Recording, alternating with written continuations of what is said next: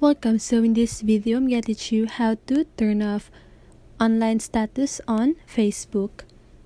So if you want to know how I did it, just keep on watching.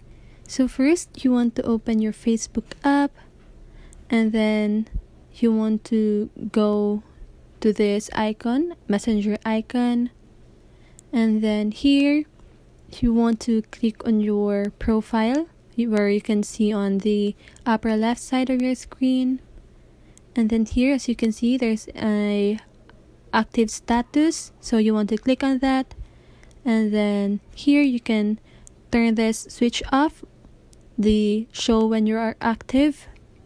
So you want to click turn off, and that's it. That is how you turn off your active status on Facebook. And I hope this video helps.